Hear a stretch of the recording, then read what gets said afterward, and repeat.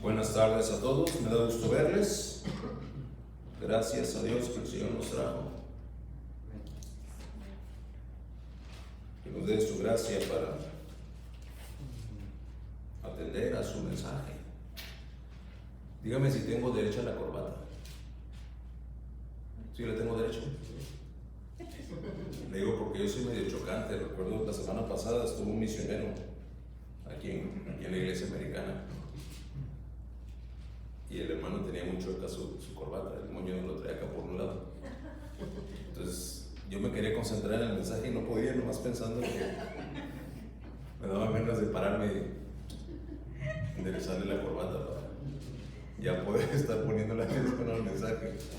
Y luego volteaba para acá y volteaba para allá, entonces le dije muy cargado para un lado y dije, no voy a ver otro tan compulsivo como yo, que no, por ver que tengo la corbata chueca, no ponga atención al mensaje.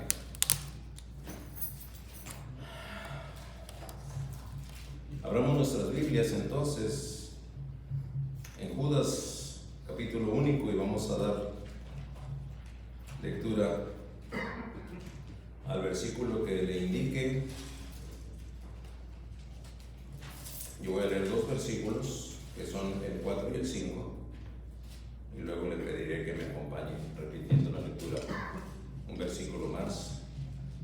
Ángelo, haznos el favor, mijo, no es confortable estarte llamando la atención continuamente. Por favor, no estés agachado. ¿No tienes ya tu teléfono ahí, no? ¿Qué ves cuando estás agachado? Exacto, entonces participa del servicio. En una de esas Dios te habla. Por favor, ya tu papá te lo pidió. Yo también te lo pedí 2 veces. ¿Cómo le hacemos? Por favor. Dice la palabra de Dios en los versículos 4 y 5 de esta epístola universal. Porque algunos hombres han entrado encubiertamente, los que desde antes habían sido destinados para esta condenación, hombres impíos que convierten en libertinaje la gracia de nuestro Dios y niegan a Dios, el único soberano, y a nuestro Señor Jesucristo. Mas quiero recordaros ya que una vez lo habéis sabido, que el Señor, habiendo salvado al pueblo, sacándolo de Egipto, después destruyó a los que no creyeron. La palabra de Dios revelando verdades que nos ocuparán los próximos minutos. Acompáñenme a dar lectura al versículo 5. Déjenme oírlos todos a una voz. Dice la palabra de Dios: mas quiero recordaros, ya que una vez lo habéis sabido, que el Señor, habiendo salvado al pueblo, sacándolo de Egipto, después destruyó a los que no creyeron. Una vez más.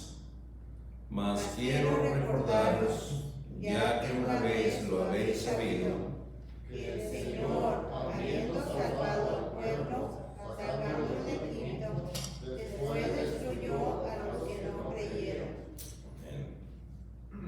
El mensaje de hoy nos va a llevar a descubrir lo resolutivo que es Dios. Es que así es el carácter y así es otro de los atributos de Dios. La eternidad da testimonio de que en esa misma eternidad y en el universo, Él, el Todopoderoso, es el Alfa y la Omega, el principio y el fin. Es en Apocalipsis que esta tipología aparece.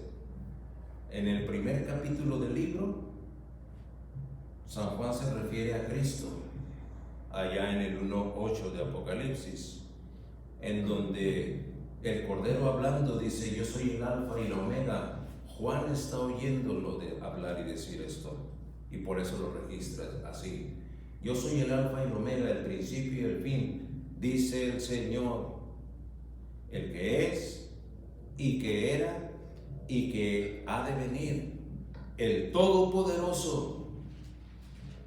También lo leemos así en el último capítulo del mismo libro. ¿Por qué será que en el primer capítulo aparece y luego en el último libro aparece? Pues está haciendo precisamente una demostración clara de que Él es el principio y el fin. Porque en el 22:13 dice: yo soy el alfa y el omega, el primero y el último. Mientras que en el 1:8 se sabe que es nuestro Salvador, el Cristo al que Juan ve para escribir de Él. En el 22:13 concluimos que el que habla con Juan, del que escribe lo que él está viendo y lo está yendo decir bien claro, es Dios Padre. Y dirá usted: hermano, ¿de dónde saca eso? Bueno, según 21:15, Juan dice: el que habla conmigo tenía una caña de medir de oro. Y así es como ese mismo llega a declarar lo que leímos en el 22:13. Ya no es el Cordero entonces, pero es el Padre, el Todopoderoso. Si el escritor sagrado fue llevado a escribir Alfa y Omega, es difícil pensar acerca de algo que sea más ilustrativo o demostrativo para referirse desde la expresión literaria al todo, que bien define a nuestro Dios, pues Él es todo poder, Él es todo conocimiento, Él está en todo lugar, todo. ¿Pero qué es eso de Alfa y Omega? Gracias por preguntar. Alfa y Omega son la primera y la última de las letras del alfabeto griego. Todas las letras que se encuentran en medio de estas dos, Alfa y Omega, hablando de la primera letra del alfabeto y la última letra del alfabeto, si pudiéramos pensar en el hebreo, que necesariamente en el hebreo no se conoce como alfabeto, pues no es alfa, beto, alfa, beta, gamma, delta, epsilon, zeta, iota, kappa, lambda, ni si, omicron, y todas estas letras del Antiguo Testamento, del griego en el Nuevo Testamento.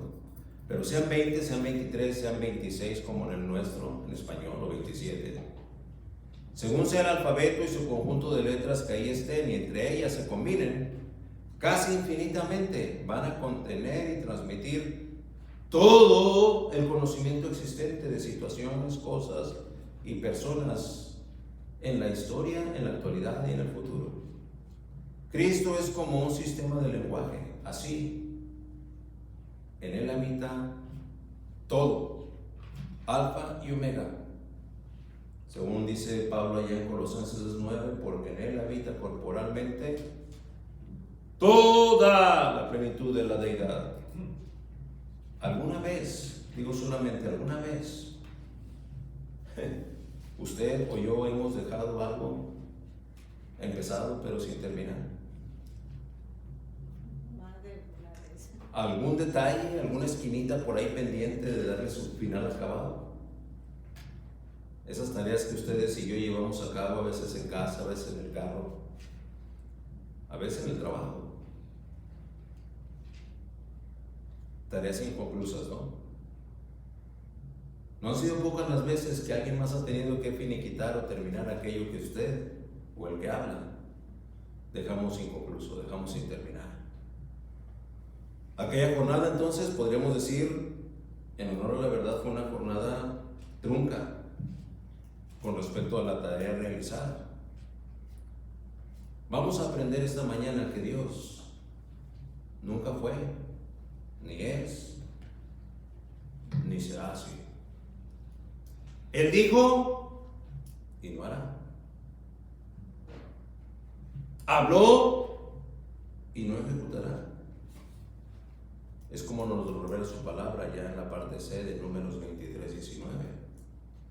Aquella bendita exclamación en el Gólgota, en Juan 19:30, cuando Jesús hubo tomado el vinagre, dijo: consumado es, consumado es, concluido, terminado.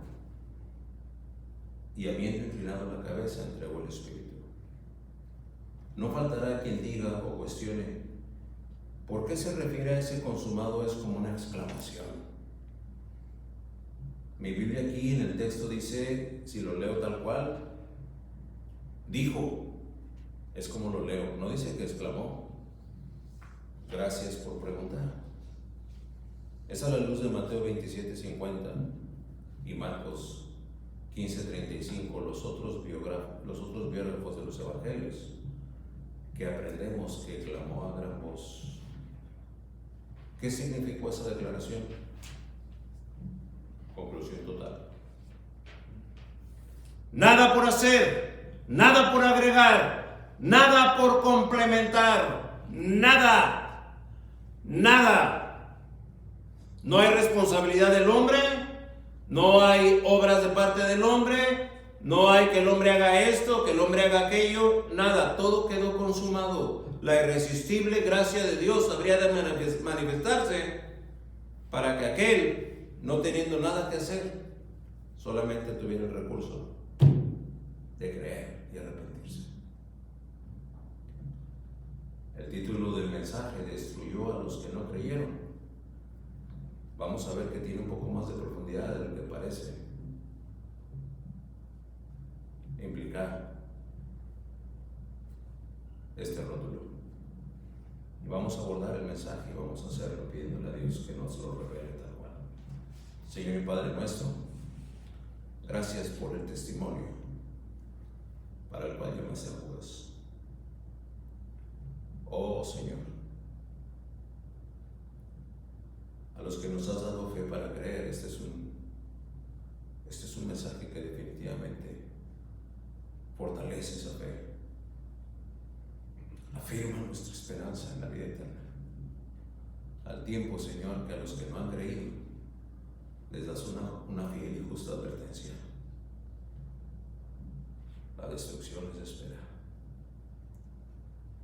Ruego porque tu Espíritu obre en cada uno de los que esta mañana aquí o en la reproducción de los mensajes, del mensaje por los medios que lo hacemos, Señor, sea alcanzado por tu gracia, y al oír, oiga, y haber oído, Señor, le lleve a arrepentirse y a creer, cumpliendo así tu propósito divino, si aquel es un elegido tuyo. Dejo pues, Padre bendito, este tiempo en tus manos. Unge mis labios y unge los oídos de todos nosotros aquí. En el nombre del Señor Jesús te lo pido. Amén. Abordemos pues las profundas verdades que este mensaje de Judas nos llevará a explorar. Sabemos, según nos lo revela en Números 14, que, número 1, Dios es fiel en sus promesas. Número 2, que Dios es inmutable, es decir, que no cambia. Y número 3, que Dios es justo. Y cuando me refiero a Números 14, me estoy refiriendo precisamente a la lectura que congregacionalmente hicimos al principio del servicio. Por lo anterior, hay algo de lo que habremos de estar seguros. Lo creas o no, te parezca bien o no, y lo prefieras o no, Dios lo que empieza es exactamente lo que Él termina. El título del mensaje de hoy es un buen rótulo para la culminación de la divina e incomparable obra de la elección, la redención, la regeneración, la adopción, la justificación, la salvación, la santificación y la glorificación de todos aquellos a quien Dios, desde un decreto divino allá en la eternidad pasada, dictaminó para los que vendríamos a ser parte de esta creación suya. Habiendo hecho esta más que pertinente aclaración, todo aquel que no ha de creer no ha de quedar ahí como el stand-by. Muchas de las veces es el pensamiento que justifica será aquel que por no arrojarse a los brazos de Cristo en un ejercicio de fe, supone que su no acción le mantiene en una condición de no compromiso, no riesgo? Sigo por la vida como voy y no va a pasar nada. Es que si ya te encontraste con la verdad que es Cristo y ha sido predicado y tus oídos han captado estas verdades, no hay manera entonces que puedas asumir que ese punto de no acción te libra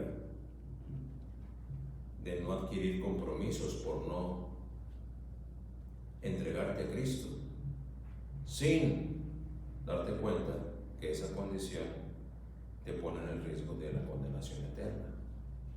Ese stand-by así como un receso, como para ver para cuándo, aguánteme, ¿no? Mire, la verdad es que quien realmente está en riesgo no somos nosotros, es aquel que toma esa postura.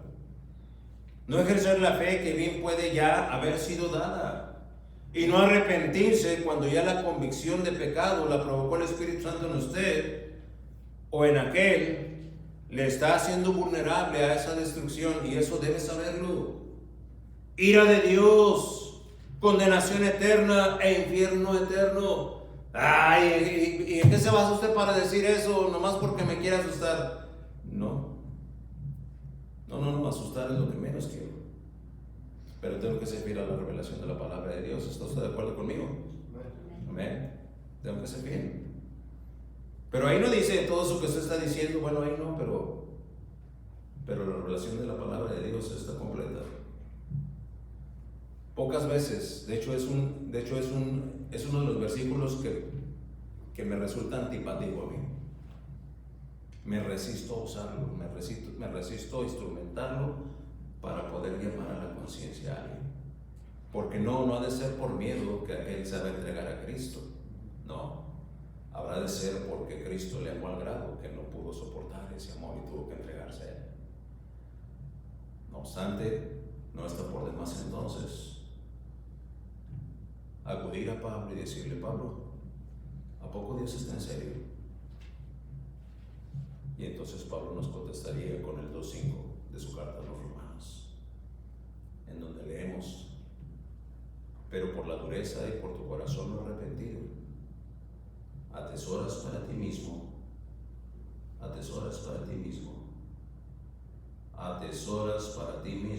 ira para el día de la ira. ¿Qué ira? La ira de Dios y de la revelación del justo juicio de Dios. Hermano, ¿a poco eso está en la Biblia? ¿A poco no? Romanos 2:5 lo declara.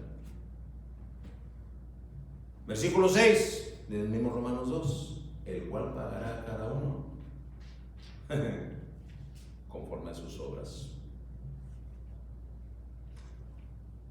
Y Pablo continúa con este argumento en los siguientes versículos hasta el 11. No tenemos tiempo de ir y escarbar en todos ellos, pero ya que hice la declaración, creí conveniente compartirle en qué porción bíblica sustento esa declaración. Y está ahí: por tu dureza y por tu corazón no arrepentido. ¿Por qué no crees? Pregúntatelo. Si no te lo puedes contestar, entonces la Biblia te lo contesta: por tu dureza. Por eso no te arrepientes y por eso no crees, por eso no te entregas a Dios, por tu dureza. ¿Te lo digo para que te abandones? No, te lo digo para que sepas que es por tu dureza y por tu corazón no arrepentido que atesoras para ti mismo ira para el día de la ira y de la revelación del justo juicio de Dios. Destruyó a los que no creyeron. Punto número 1: destinados para esta condenación. Veremos en este punto a los destinados. Y tengo que hacer la diferencia en esta observación. No se refiere a los predestinados. El destinado tiene un destino incierto, pero el predestinado tiene un destino anteriormente asignado. ¿Y cuál es la diferencia?, preguntará alguno. Que la predestinación es personal, específica e individual, mientras que los destinados refiere un término aleatorio, general e impersonal. De entre todos los no elegidos se refiere a hombres impíos que habrían de aparecer desde entonces y hasta nuestros días y hasta siempre. En el versículo 4 de este Judas, capítulo único, encontramos que dice: desde antes habían sido destinados. Y esa declaración soporta una traducción más precisa de parte de la traducción en el canon bíblico conocido como una versión como la Nueva Versión Internacional. Ahí se lee: cuya condenación estaba ya señalada de antiguo. La eternidad y la omnisciencia de Dios instrumenta e instrumentará dentro del universo de los no elegidos aleatoriamente al que por destino esté ahí en cuanto a espacio, en ese momento, tiempo, sea quien sea, a cumplir con el propósito de Dios. Y veremos aquí, pues traigo varios ejemplos, ojalá que podamos ver cuando menos 2 o 3. Pero mire, dice la palabra de Dios en Lucas 22:21: mas he aquí la mano del que me entrega está conmigo en la mesa. Versículo 22: a la verdad el Hijo del Hombre va según lo que está determinado, pero ay de aquel hombre por quien es entregado. ¿Sí sabe a quién se refiere? Al traidor. Judas, la persona de Judas Iscariote, fue predestinado para cometer esta traición y ser el falso entre los 12 discípulos del Maestro. Por nombre y por persona, individualmente hablando, no. Podría haber sido cualquier no elegido. Por eso es que no refiere nombre aquí cuando dice: a la verdad el Hijo del Hombre va según lo que está determinado, pero hay de aquel hombre por quien es entregado.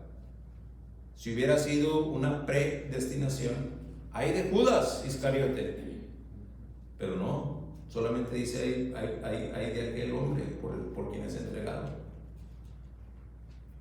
Cierto es que en su encarnación Jesucristo, al haber llamado a todos aquellos, ¿verdad?, sabe que Judas es un falso. Y Juan 6:64 nos da testimonio de eso. Pero hay algunos de vosotros que no creen. Es de jalar los cabellos, ¿no? Porque no se refiere a él en título, en pronombre personal, de primera persona.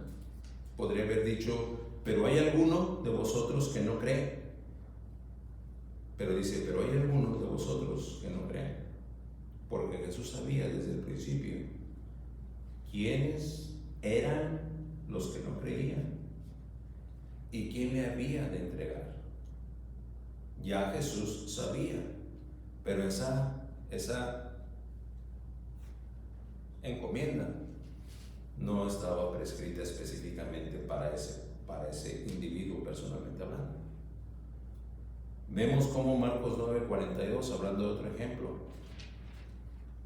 refiere a quienes de manera aleatoria pueden ser considerados o contados entre los que obran así. Cualquiera que haga tropezar a uno de los pequeñitos que cree en mí, mejor le fuera si se le atase una piedra de molino al cuello y se le arrojase al mar. Dice cualquiera. ¿Quién en un momento dado va a ser considerado para ser piedra de tropiezo de aquel bebé en la fe? Un uno que no es elegido. ¿Quién? El que sea.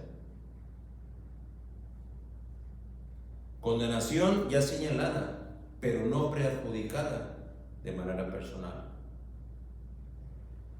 Destruyó a los que no creyeron. Número 2, convierten en libertinaje la gracia de Dios. Judas quiere que veamos, y lo veremos así, cómo es que todos aquellos falsos que estaban llegando y se habían infiltrado tenían como característica identificable que convertían en libertinaje la gracia de nuestro Dios. Ya soy salvo, entonces ya tengo derecho para pecar y no hay ningún problema, nada me va a condenar. Esa postura es conocida como antinomianismo, la gente que no tiene ley. Ya, la ley ya no tiene efecto sobre mí, yo estoy bajo el periodo de la gracia, entonces la ley para mí ya no es importante. Bueno, convertir el libertinaje en libertinaje la gracia de Dios es, como Pablo lo describe ahí en Gálatas 5:13, porque vosotros, hermanos, a libertad fuisteis llamados. Solamente que no uséis la libertad como ocasión para la carne, sino servíos por amor los unos a los otros. Mire, si usted nunca quiere hacer un devocional, si usted nunca quiere ser fiel a la iglesia y regular a los servicios, a Dios no le afecta eso. Si usted es un verdadero creyente, eso tampoco condiciona su estado de salvación. Solo que es usted quien se pierde la bendición. Si además de usted le da rienda suelta al libertinaje, apoyado en que la gracia de Dios ya le da para no ser condenado, usted lo puede hacer. Lo puede hacer. Si es verdadero creyente, lo dudo, pero si pudiera hacerlo, tampoco eso afecta al cielo ni mueve un milímetro la postura de la soberanía de Dios. Pero conociendo a Dios, usted debe saber que hay consecuencia directa.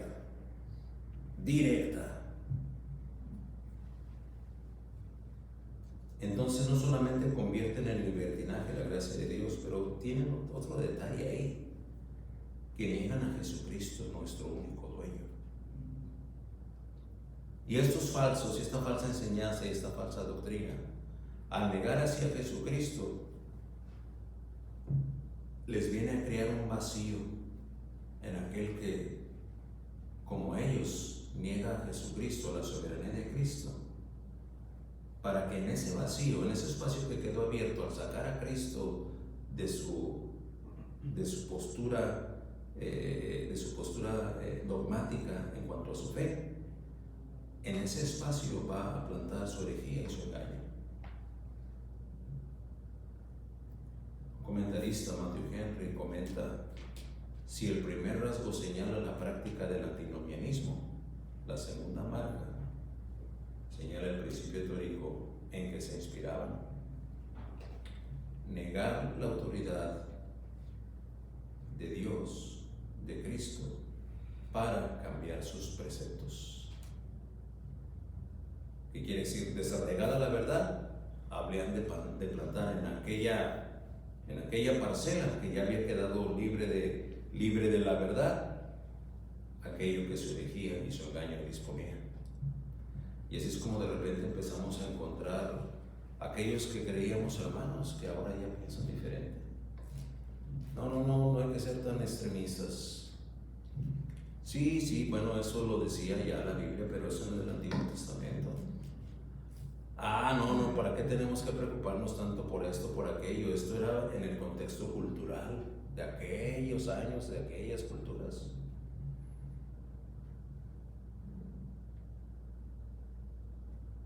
Yo siempre he preguntado, si hay muchos aspectos culturales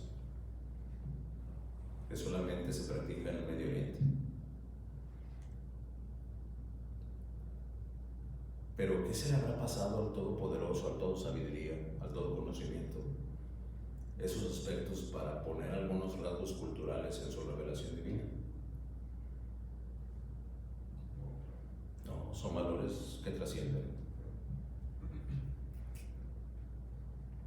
Y de ahí que sea importante entonces considerarlos.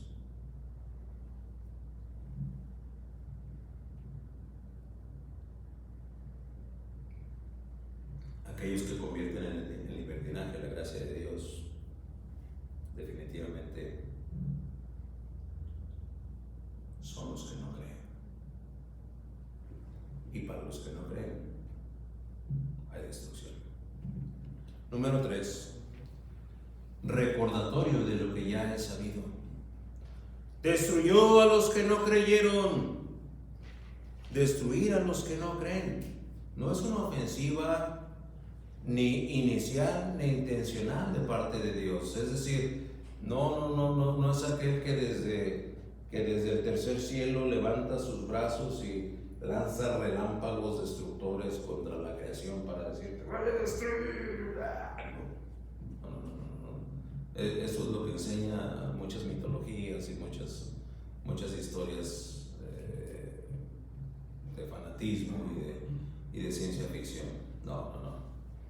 Destruir a los que no creen no es una ofensiva ni inicial ni intencional de Dios. Esa destrucción es la ejecución de su justo juicio sobre el pecado. Mecanismo divino a través del cual la santa ira de Dios se sacia. Siendo soberano, Jehová podría haber fulminado a todos los que dudaron en su promesa. Manifestación flagrante de incredulidad. Y usted ha aprendido ya, yo se lo he enseñado desde aquí. Los 3 grandes pecados del pueblo de Israel, entre muchos otros, los 3 principales: idolatría, rebeldía e incredulidad. Cuando Dios, allá en Números 14, Jehová Dios se da cuenta de la degeneración en las expectativas del pueblo que estaba ya por entrar a la tierra prometida, escucha el clamor de Moisés. Y no se trata de que Moisés hizo una oración muy ferviente. Dios habría de manifestar su gracia aunque Moisés no hubiera orado. Pero oró. Y el versículo 20 de Números 14 dice que está bien, voy a oír lo que me pediste, le dice Jehová a Moisés. Y en ese momento la gracia de Dios entra. Desde su soberanía, Él podría haber aniquilado a todo el pueblo. A ver ustedes, 600,000 hombres caen muertos aquí. ¿Podría haberlo hecho? ¿De acuerdo a su soberanía? Sí. ¿Lo hizo? No. Allá después de aquel reconocimiento de la tierra de Canaán llevada a cabo por los 12 espías, traen ese reporte y la ira de Dios fue activada. Pero repito, ¿los mató él? No lo hizo. El perfecto equilibrio de su gracia, su amor, su misericordia y su justicia se cumplieron, sin que su promesa hubiese faltado a su cabal y total cumplimiento. ¿Por qué? Porque lo prometido a su pueblo lo cumplió. Es decir, entraron a la tierra que fluye leche y miel 40 años después. ¿Por qué 40 años después? Porque según nos dicen Números 14, iban a estar cayendo sus cuerpos muertos en el desierto como resultado de aquella postura de incredulidad.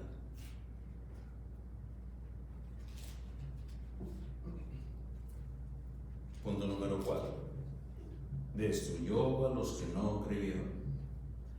Habiendo salvado al pueblo, sacándolos de Egipto, dice ahí.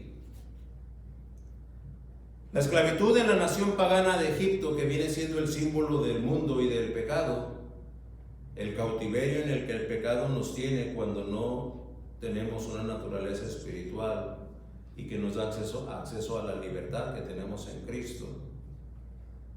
Es esa postura o esa situación de cautiverio que por fin habría de terminar. Éxodo 12:51 dice: en aquel mismo día sacó Jehová a los hijos de Israel de la tierra de Egipto por sus ejércitos. Deuteronomio 4:33, la palabra de Dios presenta aquí a manera de pregunta: ¿ha oído pueblo alguno la voz de Dios hablando de en medio del fuego como tú lo has oído sin perecer? Y saber a qué se refiere, ¿verdad? La zarza ardiendo, mientras desde aquel arbusto se oía la voz de Dios hablando con Moisés, Jehová hablándole a su siervo. En el versículo 34 de ese mismo Deuteronomio 4 dice: ¿o ha intentado Dios venir a tomar para sí una nación del medio de otra nación, con pruebas, con señales, con milagros y con guerra?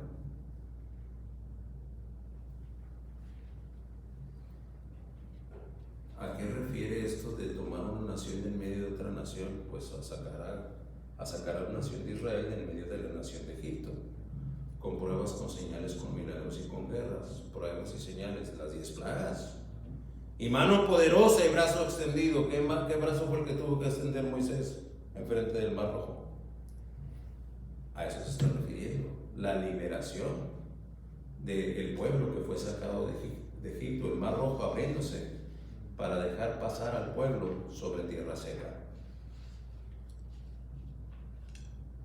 Hechos aterradores. ¿Usted se puede imaginar? Oh, hermano, pues yo creo que los israelitas iban caminando en medio de tierra seca con el Mar Rojo abierto, y pues iban bien campechando. ¿Usted cree que iban bien a gusto? Apúrale, y no dudo que uno que otro le cayó una gotita por ahí cerca. Y cuando por fin salen, definitivamente fue aterrador para los egipcios, que ya también iban en persecución. Y quedaron todo ese ejército quedó ahí ahogado. A la fecha me han llamado la atención algunos documentos que dejan evidencia de cómo en las aguas, en el fondo de las aguas del Mar Rojo, han encontrado carruajes del modelo de los carruajes de Egipto, ya llenos de coral y todo ahí por todas las incrustaciones que se hacen de la fauna marina, pero ahí están los carruajes tal cual. Cuando Dios nos concedió la bendición de poder bucear a Irán y a su servidor ahí en el Mar Rojo, entendí por qué es el Mar Rojo, ¿verdad? Yo estaba ahí, pensaba verlo rojo, pero no, está azul como todos los mares, igual que aquí en San Diego. Pero gloria a Dios que cuando uno bucea encuentra coral rojo, que es el único lugar donde existe en todo el mundo. Eso es lo que le da la coloración al Mar Rojo. Hechos aterradores. ¿Qué hecho aterrador? ¿Qué le parece la muerte de su primogénito? Es un hecho aterrador.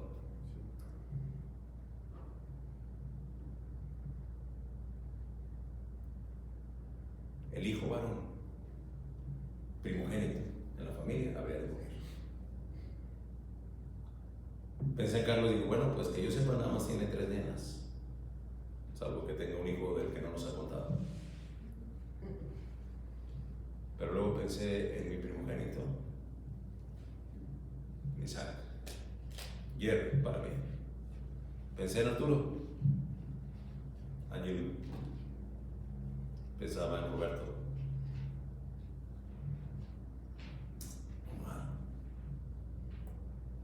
En Hugo, él tiene un hijo que se llama Hugo también, primogénito varón. Que no hubiéramos tenido a bien atender la instrucción, porque no fuésemos elegidos. Eso es un hecho aterrador. Salir de casa y voltear y ver que los vecinos tienen una angustia igual que la mía, o peor. ¿Por qué? Porque mi hijo está muerto. Y luego ir a los corrales y encontrar que los primogénitos de todos los ganados están muertos. Eso es aterrador. El ángel de la muerte quitando vida a todo primogénito en aquella casa, en la que el dintel y los postes no estuvieran pintados con la sangre del Cordero Pascual. Sigue diciendo, como todo lo que hizo con vosotros Jehová vuestro Dios en Egipto, ante sus ojos, salvando al pueblo, sacándolo de Egipto. Implicó todo eso. Cuando Judas está recordando lo que ya se sabe, es para sacudir al verdadero creyente y decirle: date cuenta, estás siendo arrastrado por esta sociedad y por estas corrientes actualizadas en perversidad y en secularismo. Acuérdate de la gracia de Dios. Como estabas en pecado y Dios te puso en su rebaño, en su bendito y eterno rebaño. Destruyó a los que no creyeron. Llegamos al punto concluyente del mensaje. Número 5. Destruyó a los que no creyeron. Judas ahora va a dar testimonio de un hecho ineludible de parte de Dios. Que un suceso resultado de la consideración de su inmutabilidad y del celo que él tiene, Dios tiene,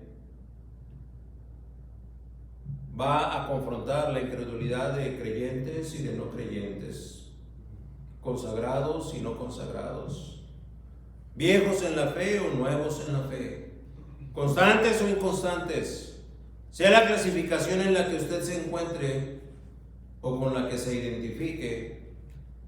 Debe saber esto: los incrédulos, los que dudan, los que cuestionan, los que ponen más sus ojos en las circunstancias que en Dios, o los que anteponen su propia justicia, su propia prudencia, su propia opinión, les espera destrucción eminente. Les espera destrucción eminente. Si usted no cree, hermano, yo ya creí, es que no es un acto único el ejercicio de la fe para obtener salvación. Es un acto inicial de la fe. Porque entonces, si yo creo que Dios me puede salvar, porque a la vuelta de la esquina no creo que Él pueda librarme de una situación adversa? Ya no estoy creyendo. Ya que mi pariente cambie, no, pues eso sí está difícil, eso sí no lo creo. Bueno, por eso, pero en ese caso no me espera mi destrucción, hermano. Sería equivalente a perder mi salvación. No necesariamente. Ponga atención a lo que el Señor nos sigue enseñando. Según Números 14, y leímos del 20 al 35. No vamos a repasar todo el mensaje, todo el pasaje, pues nos tomaría el tiempo de otro mensaje. Pero déjeme hacer una pequeña extracción de algunos versículos para ver las verdades en el juicio inminente de Dios. En el versículo 22, Dios hace una identificación.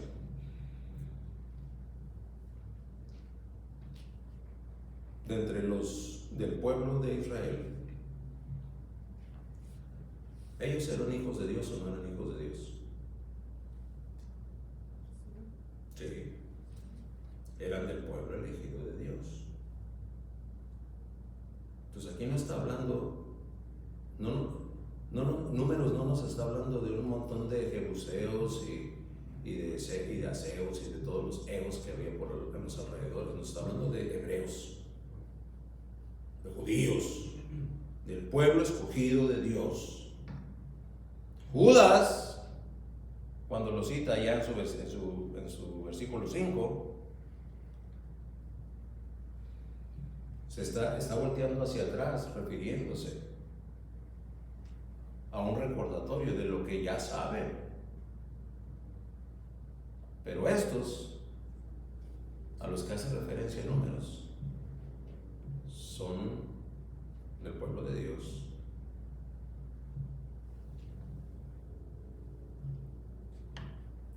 Y Moisés es certero suficiente para, inspirado por el Espíritu Santo, redactar en el versículo 22 una identificación.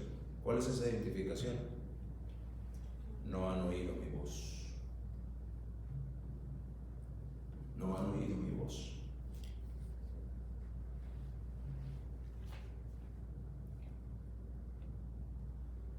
Aquellos 10 espías que trajeron,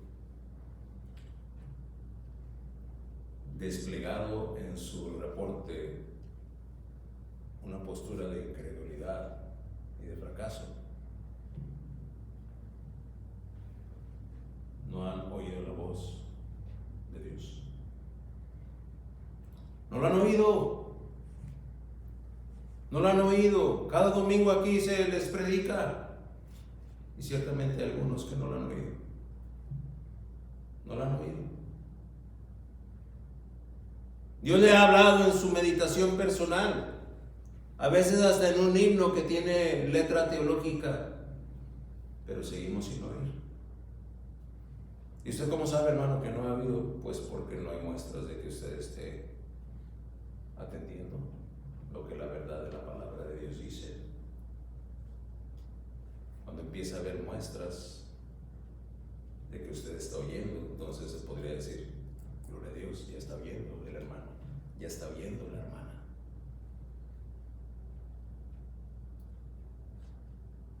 Versículo 22 dice, no han oído mi voz. Versículo 23, me han irritado. Es que nos conviene, y le conviene así a nuestras vilezas, imaginarnos a un Dios que es puro amor, que podemos llegar y abofetearlo y no pasa nada. Podemos dejarlo olvidado en el rincón de nuestras ocupaciones y no va a pasar nada. Y es más, ya lo he hecho varias veces y no me ha hecho nada. Estamos como aquellos que estaban esperando 40 años y todavía no habían caído en el desierto. A mí no me pasa nada. El pastor, ¿por qué predica que es tan necesario y que voy a hacer mal si subestimo? Yo ni hago esto, ni hago aquello, ni asisto aquí, ni asisto allá. Estoy bien. Dios es amor.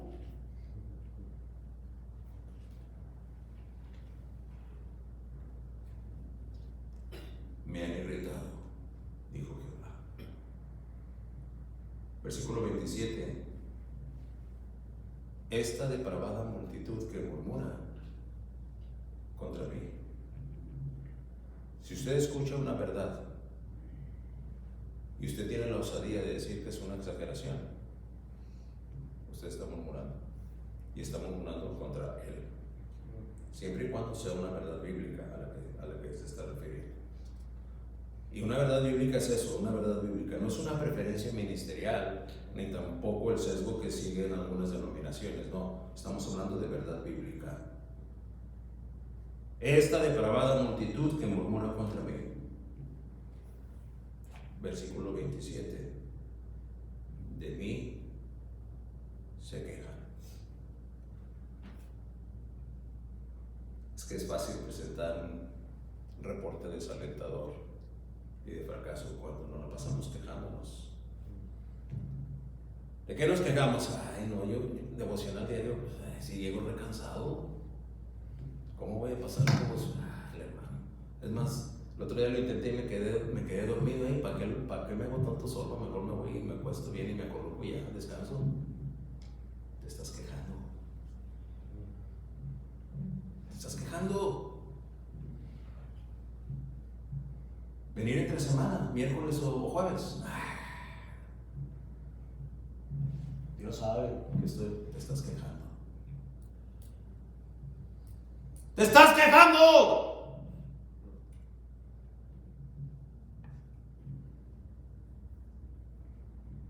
Que yo me sujete a mi marido. Si mi marido valiera la pena, tal vez te estás quejando.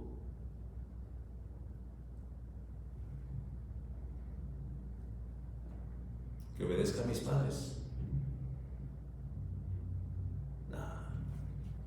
ninguno de mis amigos obedece a sus padres. Es más, muchos de mis amigos o amigas ni padres tienen, porque voy a andar yo obedeciendo a mi papá o mi mamá. Te estás quejando.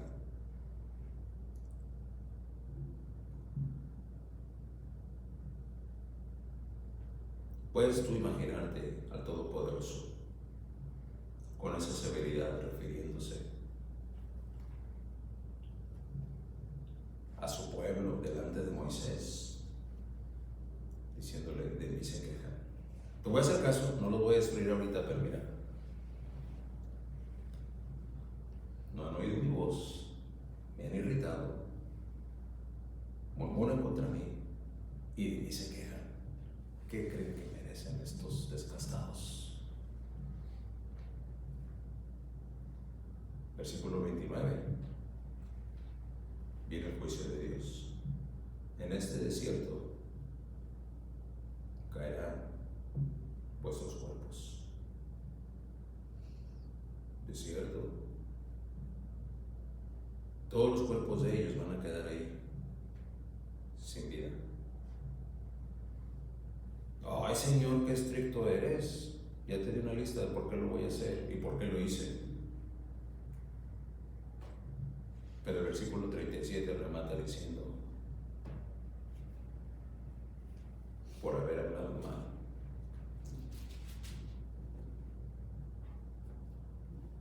De la tierra.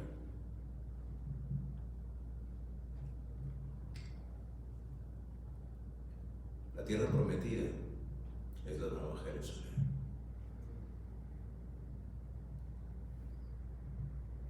Es el estado en el que con un cuerpo glorificado pasaremos la eternidad con Dios, los que hemos sido elegidos por la gracia de Dios.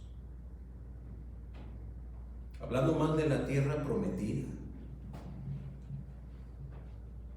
¿Alguna vez usted ha hablado mal de algún elemento o precepto de la tierra prometida en estas dimensiones?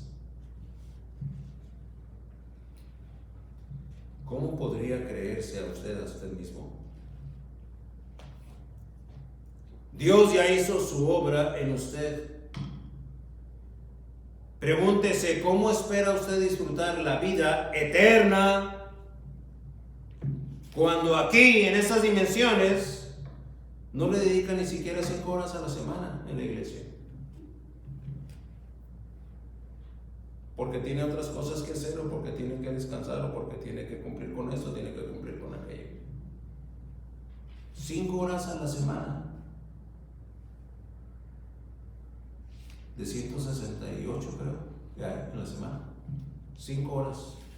Y le estoy poniendo 5 horas porque es 1 hora y media el domingo, 1 hora y media el miércoles, y los que vienen al devocional varonil, 1 hora y media también. 4 horas y media. Le quise poner 5 nada más. Oh, pero espera ansiosamente pasar una eternidad en el cielo. Pues no, yo no estoy ansioso por llegar a la eternidad. Entonces, pregúntate si eres verdaderamente hijo de Dios. Porque el que tiene esa naturaleza piensa como Pablo. Mi deseo es estar con Cristo. Ya, cuanto antes. Cuanto antes. Estar en la presencia de Dios y encontrarme que allá está mamá.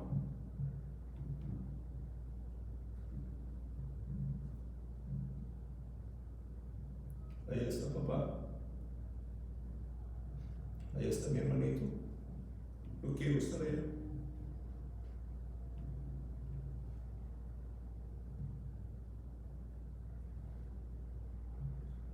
Si a las 5 horas a la semana pudiera pensar de 15 a 20 minutos diarios en mi tiempo devocional, son 3 horas a la semana, total de 8. Pero hacer eso,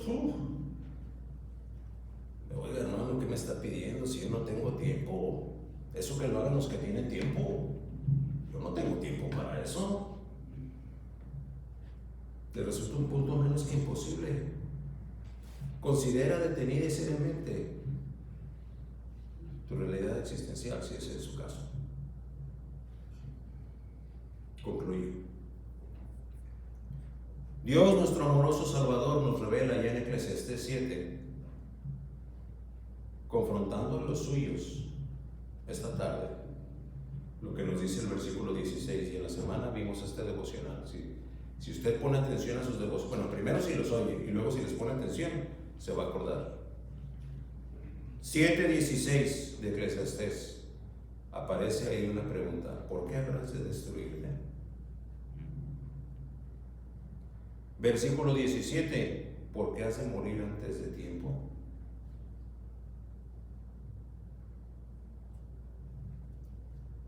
Miren, allá en el bendito capítulo de esta preciosa carta de Pablo a los hermanos de Corinto, en el 10:11, dice: y estas cosas les acontecieron. Pablo también se va a referir a estos 10 espías que corrompieron la expectativa que tenía el pueblo de sí. También Pablo se refiere, no nada más Judas y no nada más Pedro, ya usted lo oyó desde aquí predicado. Pero Pablo también se ocupa de recordar a los corintios, ahí en la ciudad de Corinto, valga la corrección. Y estas cosas les acontecieron como ejemplo, la fidelidad de Dios. Y están escritas. ¿Para qué están escritas? ¿Para ponerle drama a la historia? ¿Están escritas ahí para que tengamos más información respecto de la obra magna de Dios en su pueblo? No. Aunque todo eso está bien y que sirva para eso, gloria a Dios. Pero, dice, están escritas para amonestarnos. Propósito divino que cumple Judas. Judas lo cumple. Yo celebro que puedo apoyarme en lo que dice Judas, lo que dice Pedro, lo que dice Pablo, porque así no tiene que creerlo porque yo se lo digo. Yo nada más se lo predico de acuerdo a lo que Dios ya nos reveló.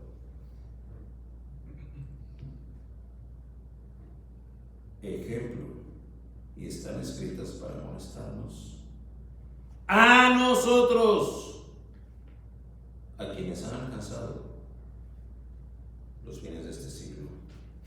Si real y verdaderamente no puede creer, pregúntese por qué. Si ya Dios le habló y le ha regenerado, crea y arrepiéntase.